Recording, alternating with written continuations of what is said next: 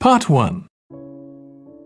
Hello, do you mind if I ask you some questions about your journey today? We're doing a customer satisfaction survey. Yes, OK. I've got about 10 minutes before my train home leaves. I'm on a day trip. Great, thank you. So, first of all, could you tell me your name? It's Sophie Bird. Thank you. And would you mind telling me what you do? I'm a journalist. Oh, really? That must be interesting. Yes, it is. So, was the reason for your visit here today work? Actually, it's my day off. I came here to do some shopping. Oh, right. But I do sometimes come here for work. OK. Now, I'd like to ask some questions about your journey today, if that's OK. Yes, no problem. Right. So, can you tell me which station you're travelling back to? Stormforth, where I live. Can I just check the spelling? Staunfirth?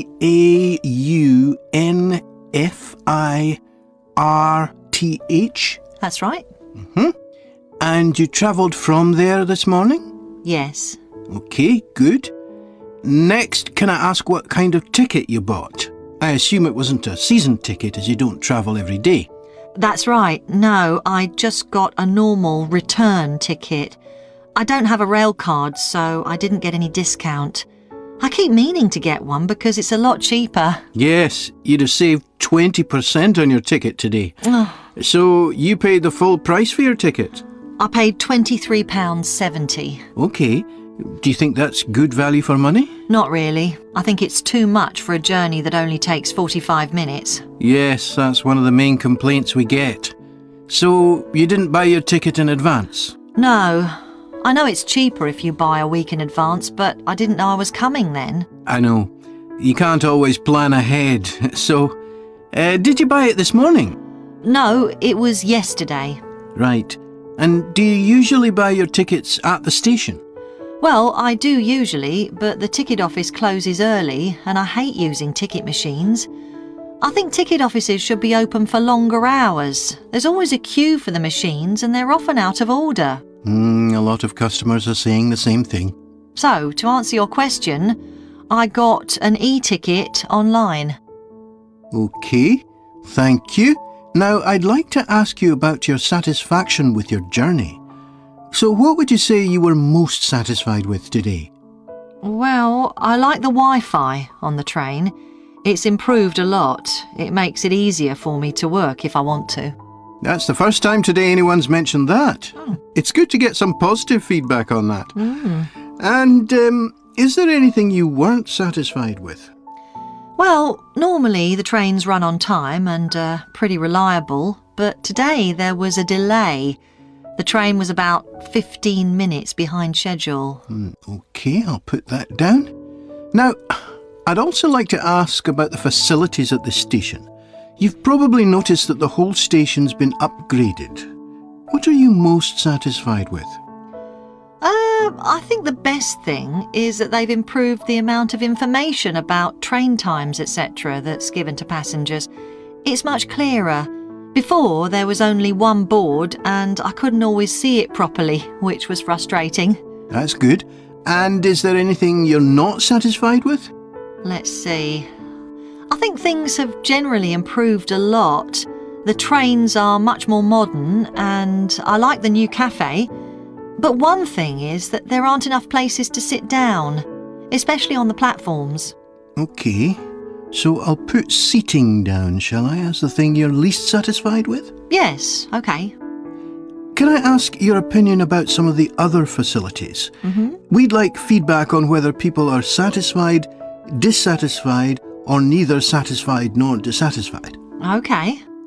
What about the parking at the station? Well, to be honest, I don't really have an opinion, as I never use it. So neither satisfied nor dissatisfied for that, then? Yes, I suppose so. OK, and what about these? Part 2. As chair of the Town Council Subcommittee on Park Facilities, I'd like to bring you up to date on some of the changes that have been made recently to the Croft Valley Park. So if you could just take a look at the map I handed out, let's begin with a general overview. So, the basic arrangement of the park hasn't changed. It still has 2 gates, north and south, and a lake in the middle. The cafe continues to serve an assortment of drinks and snacks, and is still in the same place, looking out over the lake and next to the old museum. We're hoping to change the location of the toilets and bring them nearer to the centre of the park, as they're a bit out of the way at present, near the adventure playground, in the corner of your map. The formal gardens have been replanted and should be at their best in a month or 2.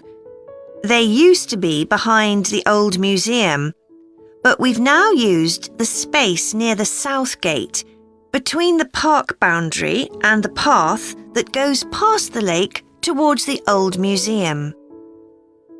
We have a new outdoor gym for adults and children, which is already proving very popular.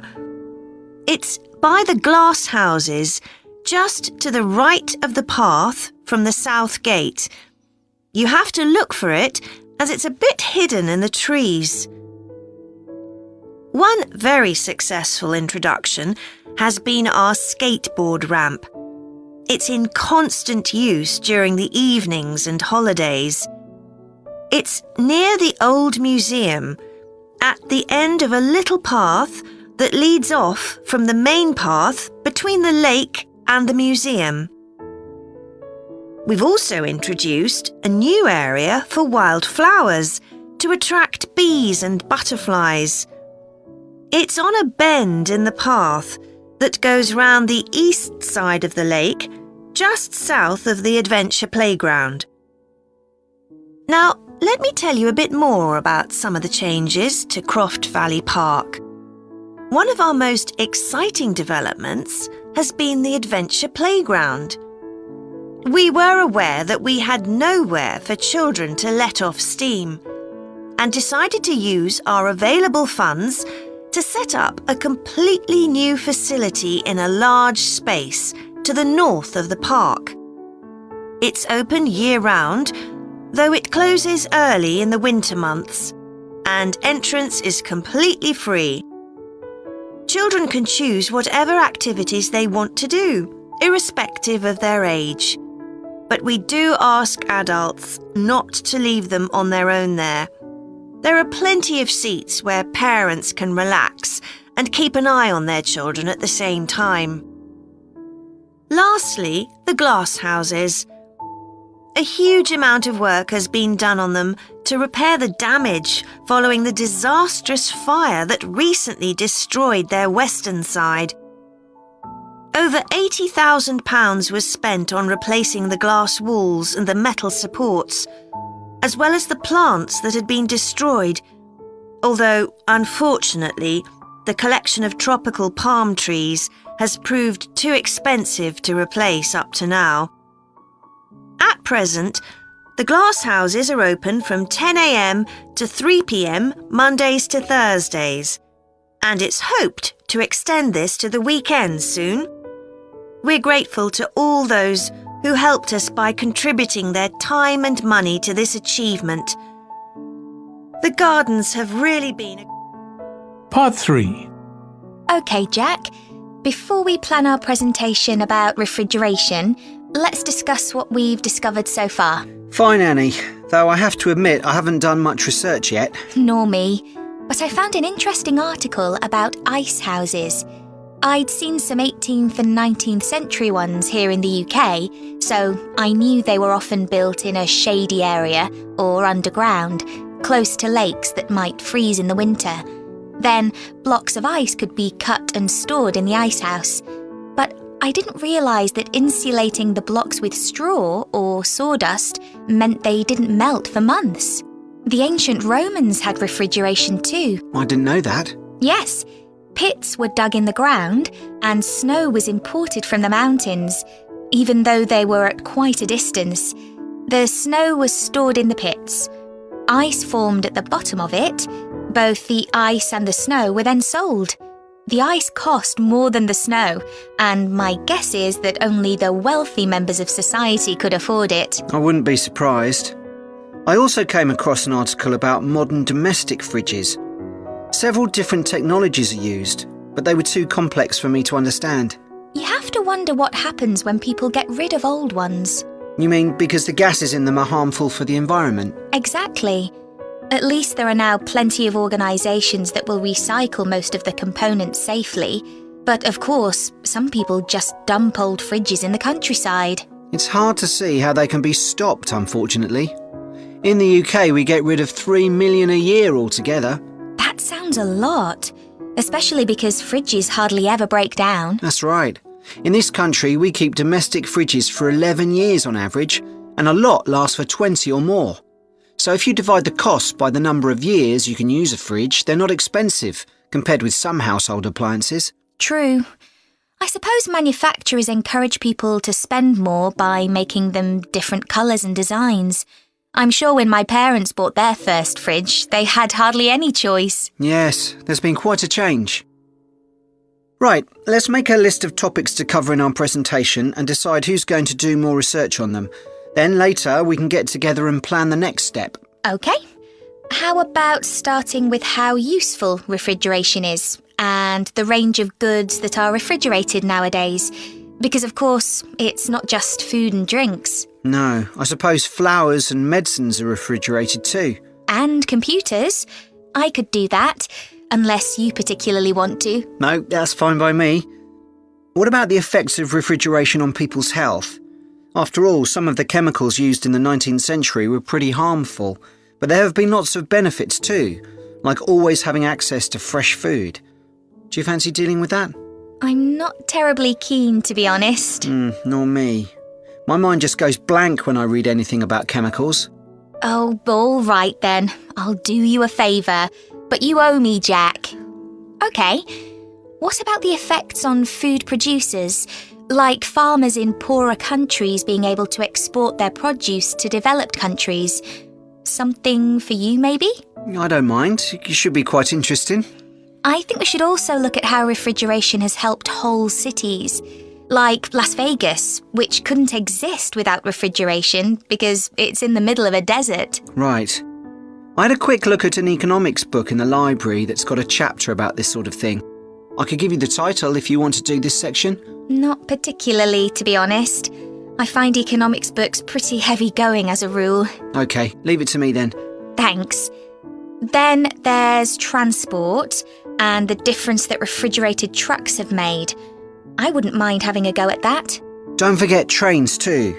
I read something about milk and butter being transported in refrigerated railroad cars in the USA right back in the 1840s. I hadn't thought of trains. Thanks. Shall we have a separate section on domestic fridges? After all, they're something everyone's familiar with. What about splitting it into two?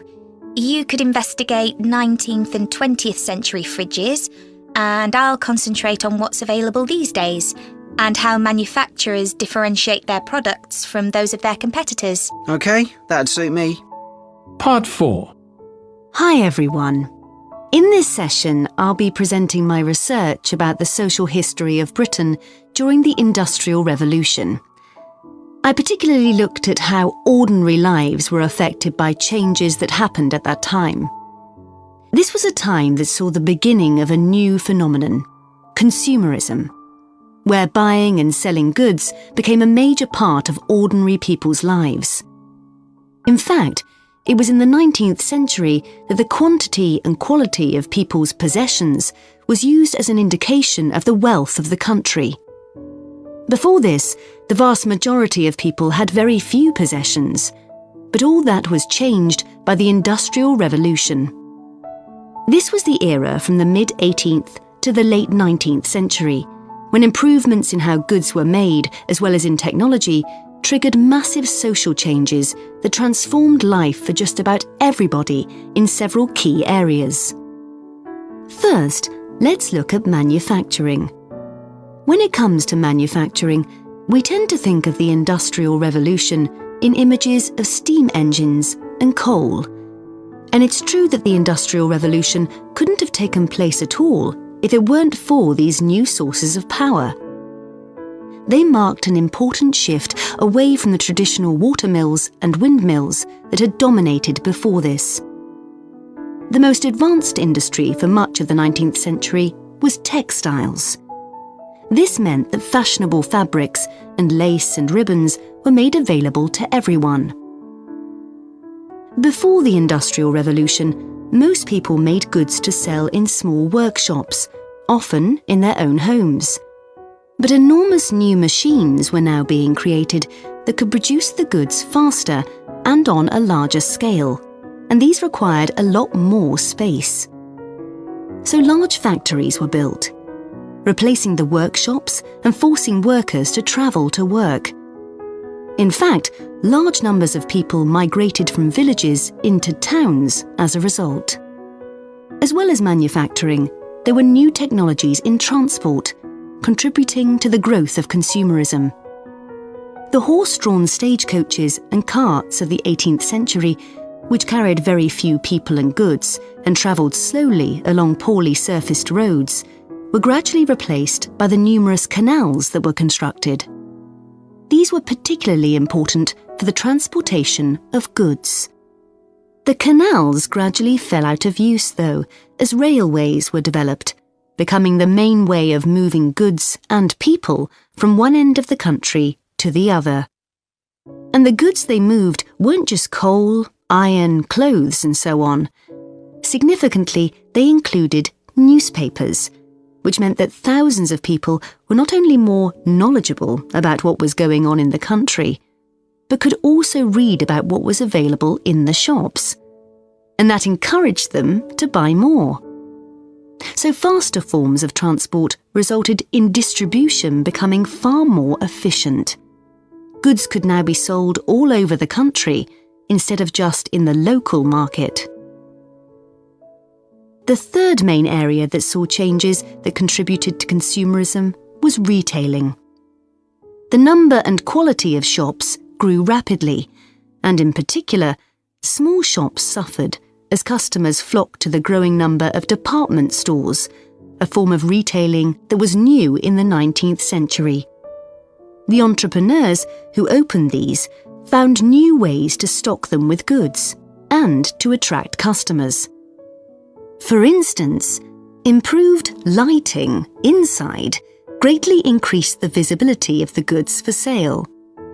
Another development that made goods more visible from outside resulted from the use of plate glass, which made it possible for windows to be much larger than previously. New ways of promoting goods were introduced too. Previously, the focus had been on informing potential customers about the availability of goods. Now, there was an explosion in advertising trying to persuade people to go shopping. Flanders claims that one of the great effects of the Industrial Revolution was that it created choice. All sorts of things that had previously been luxuries, from sugar to cutlery, became conveniences, and before long they turned into necessities. Life without sugar or cutlery was unimaginable, rather like mobile phones these days.